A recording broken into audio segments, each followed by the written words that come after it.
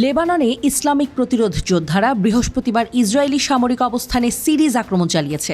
দক্ষিণ লেবাননের শহর ও গ্রামে অনুপ্রবেশ করার চলমান ইসরায়েলি অপতৎপরতাকে প্রতিহত করতে ওইসব সফল আক্রমণ চালানো হয়।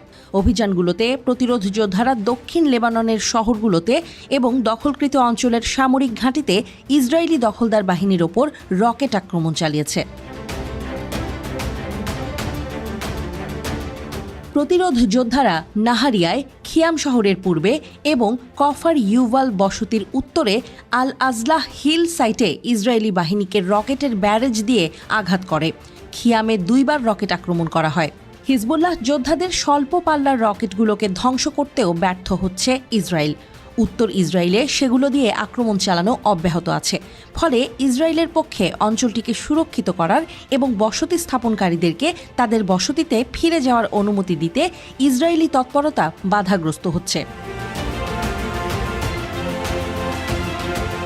কারণ যতক্ষণ পর্যন্ত লেবানিজ প্রতিরোধ যোদ্ধারা রকেট আক্রমণ অব্যাহত রাখবে, ততক্ষণ লেবাননে দখলদারি আর বোমাবাজি করে উত্তর ইসরায়েলকে সুরক্ষিত করা সম্ভবই হবে না।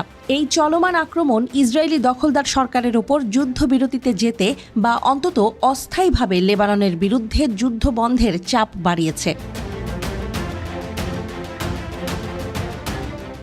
মার্কিন গোয়েন্দা তথ্য মতে হিজবুল্লাহ এখনও তার আনুমানিক 20,000 থেকে 40,000 যোদ্ধা মোতায়েনই করেনি।